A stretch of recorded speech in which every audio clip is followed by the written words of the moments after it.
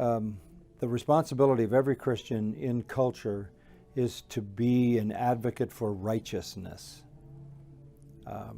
25, 30 years ago, you would say the Democrat Party was labor and the Republican Party was ownership, right? That was the balance, and so there was more negotiation going on. Now, those parties are no longer defined by economics, and they're no longer defined by social structure. They're defined by morality. And for a Christian, it's clear cut.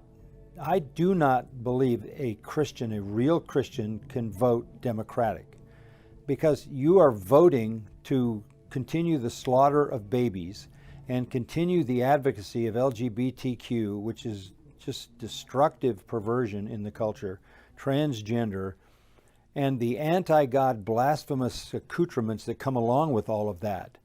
So not only do I think Christians have to vote righteousness, in other words, you're going to take the side of those who are most likely going to uphold biblical standards of righteousness. Not only should you do that, you must do that. To say, well, I'm not going to vote, is irresponsible when God wants you to take a stand for righteousness' sake. One way to think of it is, if you were the only person who could make the decision about whether you would want someone in power who slaughtered babies and believed in that, or someone who didn't, and you were the only person to vote, I think you'd vote, and you'd vote for what was right. Well, in God's eyes, you are that one person. I don't think a Christian can shirk that responsibility.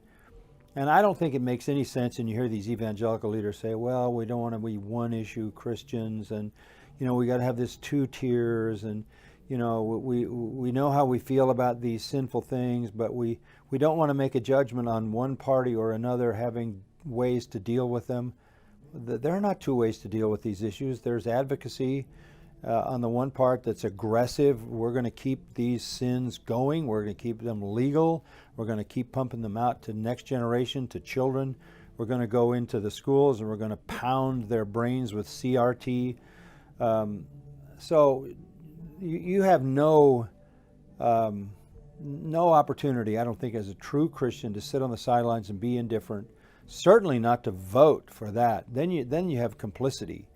This is voting for murder and perversion is not an option for a Christian on any level, and I think it's come down to that.